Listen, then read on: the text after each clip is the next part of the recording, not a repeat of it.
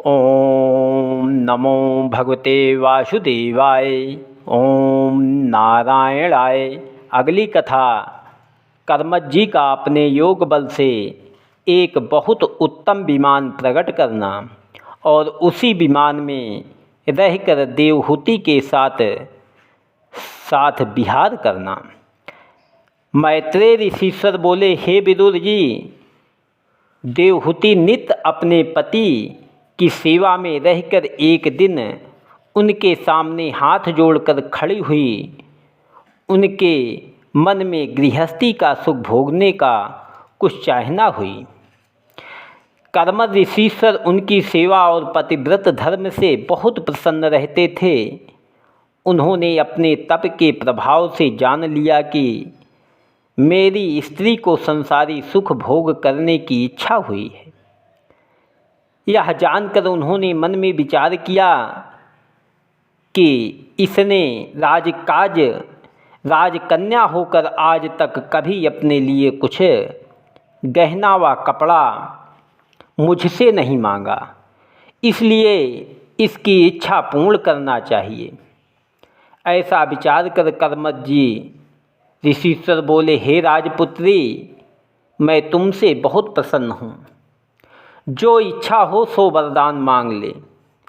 इस बात का संदेह ना करना कि ये कहाँ से लाकर हमको देंगे। नारायण जी की कृपा से हम सब पदार्थ तुझे दे सकते हैं। यह वचन सुनते ही देवहूति हंसकर बोली, हे स्वामी, आप लोक और परलोक दोनों जगह का सुख देने वाले हैं। जब मैंने आप ऐसा पति पाया तो मुझे किस वस्तु की कमी है। मेरे पिता ने आपको ऐसा ही महापुरुष और गुणवान जानकर मुझे आपको अर्पण किया है। एक बेर मुझे आपके साथ गृहस्थी का संयोग होना बहुत है। सदा भोग विलास की चाहना करना अच्छा नहीं होता। यह बात सुनकर कर्मठ जी ने कहा, तू संतोष रख, मैं तेरी इच्छा पूर्ण करूँगा। अपने पति का यह वचन सुनकर देवहूति ने मन में विचार किया कि मेरे पास कुछ गहना कपड़ा और स्थान आदि संसारी सुख भोग करने के योग्य नहीं है। मेरा शरीर मिट्टी व धूलि से भरा है, किस तरह भोग विलास होगा। कर्मठ ऋषीश्वर अंतर्यामी ने उसके मन का हाल जानकर उसी समय एक विमान सुनहला जड़ाऊं बहुत लंबा चौड़ा, जिसमें चारों तरफ मोतियों की झालर बंधी, मखमली बिछौने बिछे और झाड़ व पसून लगे थे, अपने योग बल से प्रकट किया। उस विमान में अनेक प्रकार के मकान बिलग बिलग इंद्रपुरी के समान बने थे। अनेक प्रकार के फल फूल वृक्षों में लगे थे। अनेक रंग के पक्षी उस विमान में सुहावनी बोली बोलते थे। अच्छे अच्छे जलाशय बने थे। संसारी सुख के सब पदार्थ उसमें रखे थे। देवहूति ने उस विमान की शोभा देखकर मन में विचार किया कि धूलि लगा हुआ मेरा शरीर इस विमान पर बैठने योग्य नहीं है। यह संदेह देवहूति के मन का जानकर उसी समय कर्मठ जी ने अपने योग बल से एक नारायण कुंड, जिसमें बहुत निर्मल पानी भरा हुआ और कमल के फूल पर भ्रमण कुंज रहे थे, प्रकट करके देवहूति से कहा, हे राजपुत्री, तो इस कुंड में स्नान कर। ऋषीश्वर की आज्ञा से जब देवहूति ने उस कुंड में स्नान किया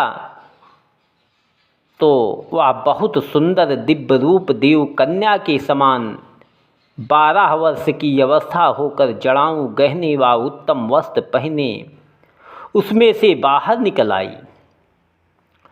उसके साथ 1000 दासी भी बहुत सुंदर गहने व कपड़े पहने, हाथों में चमर आदि सब वस्तुएं लिए हुए उस कुंड में से बाहर निकलकर बोली, हे राजपुत्री, जो आज्ञा हो सो करें।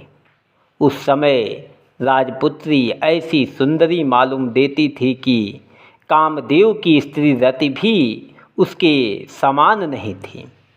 जब कर्मद ऋषीश्वर ने उस चंद्रमुखी का रूप देखा तो अपने तन को निहार कर मन में विचार किया कि मुझको भी उचित है कि अपना शरीर देवहूति के समान प्रसंग करने योग्य बनाऊं। ऐसा विचार कर कर्मद जी ने भी उस कुंड में स्नान किया, सो वो भी दिव्य रूप अश्वनी कुमार के समान अति सुंदर 16 वर्ष के हो गए। जब नारायण जी की कृपा से दोनों मनुष्य तरुण हुए, तब कर्मद जी बड़े प्रेम से देवहूति का हाथ पकड़कर उस विमान पर चढ़ गए। सब दासियों भी उसी विमान में जाकर अपना अपना काम करने लगी। सुख विलास के जो पदार्थ वैकुंठ और इंद्रलोक में रहते हैं वो सब पदार्थ परमेश्वर की दया से उस विमान में कर्मद ऋषीश्वर और देवहूति के लिए वर्तमान थे। उस विमान पर बहुत दिनों तक कर्मद जी और देवहूति ने रहकर संसार का सुख उठाया। जब उसका चित्त कहीं जाने को नहीं चाहता था तो वह विमान पवन के समान उड़ता हुआ इंद्रलोक, वरुण लोक, कुबेर लोक, गंधर्व लोक आदि सब लोकों में और मंदराचल आदि पहाड़ों पर एक क्षण में चला जाता था।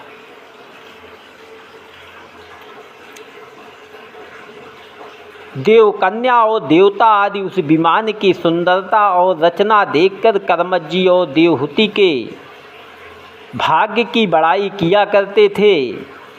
जब इसी तरह कर्मद ऋषीश्वर को 10,000 वर्ष देवहूति के साथ भोग विलास करते हुए बीत गए और उसके 9 कन्याएं उत्पन्न हुई, तब कर्मद जी ने चाहा कि मैं संसारी भोग विलास छोड़कर फिर नारायण जी का तप व ध्यान करूं। ऐसा विचार कर उन्होंने देवहूति से कहा, हे राजपुत्री, तुम कहो तो मैं परमेश्वर का भजन करने चला जाऊं।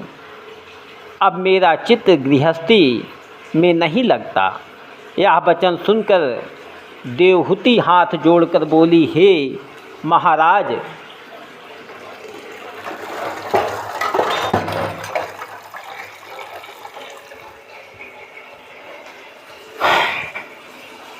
हरि भजन करना बहुत अच्छी बात है।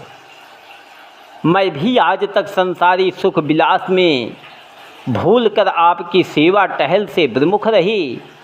मुझे उचित था कि आपके चरणों का ध्यान धरकर मुक्ति पाती, तो संसारी सुख भोगने से 9 कन्याएं उत्पन्न हुई हैं। इनके विवाह करने का सोच मुझे लगा है। इनका विवाह करके मैं भी बंधन से छूटती तो आपके साथ आपकी सेवा टहल करने के लिए चलती। सो इन कन्याओं का विवाह कर दीजिए और मुझे भी अपने साथ लेकर वन में चलकर हरि भजन कीजिए। आपके चले जाने के उपरांत मैं इनका विवाह करने के लिए कहाँ वर पाऊँगी। अब तक मैंने संसारी सुख के लिए आपकी सेवा की, जो आपको परमेश्वर भाव जानकर आपकी टहल करती तो आपका परलोक बनाकर आवागमन से छूट जाती। मैं अपने बाप के यहाँ महात्मा लोगों से यह बात सुनी थी कि जिसने मनुष्य तन पाकर हरि भजन व सत्संग नहीं किया और संसारी माया मोह में फंसकर भ्रष्ट हुआ, उनका जन्म लेना निष्फल समझना चाहिए। परमेश्वर की माया ने मुझे ठग लिया, जो आप ऐसे महापुरुष पति पाने पर भी मैंने हरि भजन नहीं किया। संसार में जो मनुष्य शालिग्राम व ठाकुर जी का भजन लगाए बिना भोजन करते हैं, उन्हें जीते हुए मृतक के समान जानना चाहिए। यह बात सुनकर कर्मद ऋषीश्वर ने मन में विचार किया कि परमेश्वर ने मेरे यहाँ अवतार लेने के लिए वरदान दिया था, सो अभी तक जन्म नहीं लिया। गृहस्थी छोड़ देने से यह बात रह जाएगी। कर्मद ऋषीश्वर परमेश्वर का यह वचन याद करके अपनी स्त्री से बोले, हे राजपुत्री, तू अपने मन में किसी बात का संदेह मत कर। तेरे गर्भ से नारायण जी अवतार लेंगे। ऐसा कहकर कर्मद ऋषीश्वर ने देवहूति के साथ भोग किया। सो हर इच्छा से उसी समय उनके गर्भ रहा। कपिल देव मुनि का देवहूति के गर्भ से अवतार लेना और कर्मद ऋषीश्वर का वन में तप करने के लिए जाना।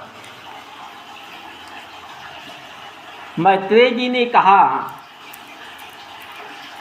हे विदुर, जब देवहूति के गर्भ में कपिल देव मुनि ने वास किया तब कर्मद ऋषीश्वर उनके मुखार बिंदु का प्रकाश देखकर बोले, हे राजपुत्री, तेरे गर्भ में परमेश्वर अवतार लेने के वास्ते आए हैं। सो तू किसी बात की चिंता मत कर। अब हम तप करने के लिए जाएंगे, तुम मेरी प्रीति कम करो। वह वचन सुनते ही देवहूति बहुत प्रसन्न होकर बोली, हे प्राणनाथ, मैं इस बात का किस तरह विश्वास करूं? देवहूति अपने पति से यह कह रही थी कि उसी समय ब्रह्मादिक देवताओं ने वहां आकर देवहूति को निश्चिंत कराने के लिए कहा, हे राजपुत्री, तेरा जप तप नियम व धर्म सब सफल हुआ।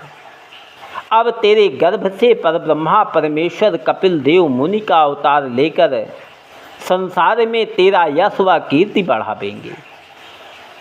उनके उत्पन्न होने से तुम्हारा नाम सदा संसार में स्थिर रहेगा और तुम्हारे हृदय में जो अज्ञानता की काठी जमी है उसको ज्ञान रूपी अग्नि से वह जला देंगे। तुम उनको अपना बेटा मत समझना।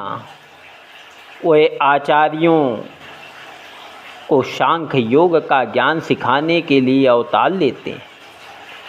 जब धर्म की हानि हो जाती है तब वह संसार में आकर अवतार लेकर धर्म की बढ़ती और पाप का नाश करते हैं।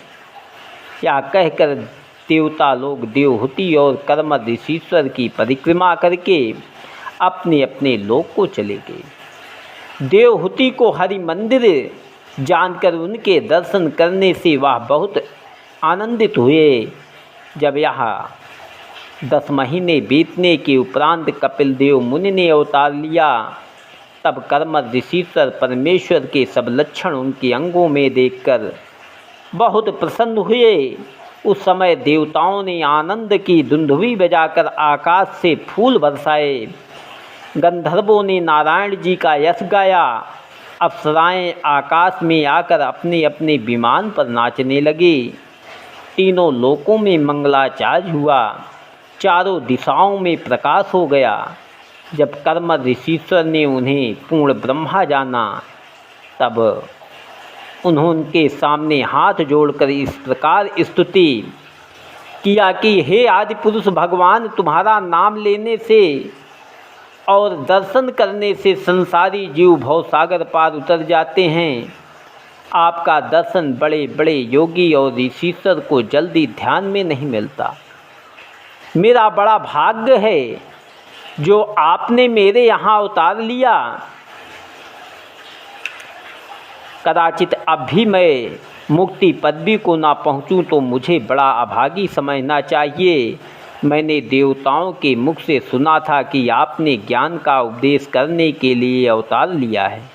सो दया करके मुझे ऐसा ज्ञान सिखलाइए कि जिस ज्ञान के प्रताप से इस शरीर का छोड़कर भवसागर पार उतर जाऊं। जिस समय कर्मद जी यह स्तुति कर रहे थे उसी समय फिर ब्रह्मा जी, सनक, सनंदन, सनातन व सनत कुमार ने वहां आकर कपिल देव मुनि से हाथ जोड़कर विनय की, महाराज, जैसा आपने अपने मुखार बिंदु से कहा था वैसा करके अपना दर्शन हम लोगों को दिया। संसार में तुम्हारा नाम कपिल देव मुनि प्रसिद्ध होगा। फिर ब्रह्मा जी ने कर्मद जी से कहा कि तुम अपनी 9 कन्याओं का विवाह 9 ऋषीश्वर से कर दो। सो कर्मद जी और देवहूति ने ब्रह्मा जी की आज्ञानुसार कला नाम की कन्या का विवाह मरीचि ऋषिश्वर से, अनसुईया का विवाह आत्रि मुनि से, श्रद्धा का विवाह अंगिरा ऋषिश्वर से, हवि का विवाह पुलस्त्य मुनि से, गति नाम की कन्या का विवाह पुलह ऋषिश्वर से, योग का विवाह केतु ऋषिश्वर से, ख्याति का विवाह भृगु ऋषिश्वर से, अरुंधति का विवाह वशिष्ठ ऋषिश्वर से, शांति का विवाह अथर्वण ऋषिश्वर से कर दिया। सो यज्ञ की सब क्रियाएं अथर्वण वेद के प्रमाण से होती हैं। विवाह करने के उपरांत ऋषिश्वर लोग अपनी अपनी स्त्री समेत कर्मज्ञ और देवहूति से विदा होकर आनंद पूर्वक अपने अपने स्थान को गए। ब्रह्मा जी और सनकादिक ऋषिश्वर भी कपिल देव मुनि को दंडवत करके चले गए। कर्मज्ञ ने अपनी कन्याओं को विदा करके कपिल देव मुनि से विनय किया कि हे महाप्रभु, संसार में यह जीव बारंबार जन्म मरण में फंसे रहने से मुक्ति पाने की इच्छा नहीं करते और अनेक प्रकार के दुख उठाकर भी सुख देने वाले इस अधर्मी को नहीं छोड़ते। इसका क्या कारण है? अधर्म को नहीं छोड़ते, इसका क्या कारण है? और आपसे यह पूछता हूँ कि कौन उपाय करने से यह मन जो परिवार की माया मोह, परिवार और संसारी सुख में फंसकर नष्ट हो रहा है, इस माया रूपी जाल से छूट सकता है। कर्मज्ञ का यह वचन सुनकर कपिल देव मुनि ने कहा, हे ऋषिश्वर, तुम्हारी इच्छा पूरी हुई। जब मनुष्य संसार में जन्म लेता है तब 3 ऋण, देव ऋण, पितृ ऋण, ऋषि ऋण उन पर रहते हैं। सो तुम यज्ञ करके देव ऋण, वेद ऋण पढ़कर ऋषि ऋण और सनातन संतान उत्पन्न करके पितृ ऋण, तीनों ऋणों से उत्पन्न ऋण हुए। अब हरि भजन करना तुम्हारे लिए बहुत अच्छी बात है। जो तुम अपना मन संसार से विरक्त किया चाहते हो तो धीरे धीरे साधन करने से संसारी प्रीत छूट जाती है। तुम इस तन को छूटा समझो। जिस तरह पानी में बुल्ला उठता है, उसमें मिट्टी, पानी, आग, हवा, आकाश कोई वस्तु नहीं होती, उसी तरह इस तन को निषिद्ध समझकर इसका अहंकार मत करो। प्राण निकलने के उपरांत यह शरीर किसी काम में नहीं आता, इसलिए शरीर से प्रीति करना ना चाहिए। प्रेम उस वस्तु से करे जो सर्वदा स्थिर रहे, उसका कभी नाश ना हो। जिसके प्रकाश से इस तन में चलने, सुनने, देखने और खाने पीने की सामर्थ्य है, उसका ध्यान करो। उस चमत्कार को सब जीवों के तन में मेरी शक्ति समझकर किसी वस्तु से प्रीत न करो। मेरे प्रकाश को प्रतिदिन अपने शरीर में ध्यान धर कर देखो, तब तुम्हारे चित्त शुद्ध हो जाएगा। हे पिताजी, संसारी जीव इस ज्ञान को भूलकर केवल अपने तन, धन और परिवार पर अहंकार करते हैं। इसलिए मैंने धर्म और ज्ञान का उपदेश करने के लिए यह अवतार धारण किया है। हे ऋषि स्वर, काम, क्रोध, लोभ, मोह, मद और मत्सच्छा सत्व मनुष्य के शरीर में रहकर संसारी जीवों को भुलावा देकर नष्ट करते हैं। उन्हीं के मद में मनुष्य अंधा होकर अधर्म करता है। जो उनके बस में होकर उन्हें अपने अधीन रखे, वह मनुष्य वन में रहे चाहे घर में, उसे जीवन मुक्त समझना चाहिए। जब तक मनुष्य अपने शरीर, अपनी स्त्री, अपने पुत्र और परिवार को अपना जानता है, तब तक उसको मृत्यु और सब किसी से डर है। जब उसे मेरी आज्ञानुसार ज्ञान प्राप्त होता है, तब वह कलादिक सबसे निडर हो जाता है। इतनी कथा सुनाकर मैत्रेय ऋषिश्वर ने विदुर जी से कहा। यह ज्ञान सुनते ही कर्मज्ञ ने अपना मन विरक्त करके कपिल देव जी से विनय किया, महाराज, अब मुझे कहिए तो वन में जाकर आपके चरणों का ध्यान करूं। यहाँ रहने से मेरा मन संसारी माया मोह में फंसा रहेगा। आप यही ज्ञान अपनी माता को भी सुनाकर भवसागर पार उतार दीजिएगा। यह बात सुनकर कपिल देव जी ने कहा, हे पिता, तो वन में जाकर हमारे स्वरूप का ध्यान धरना और साधु महात्मा की संगति करना, जिनकी मंडली में सदा मेरी कथा कीर्तन और चर्चा होती है, उनके सत्संग और मेरे ध्यान में प्रताप से तुम्हारा मन फिर संसारी माया की तरफ नहीं दौड़ेगा। ओम नमो भगवते वासुदेवाय। ओम नारायणाय नमः।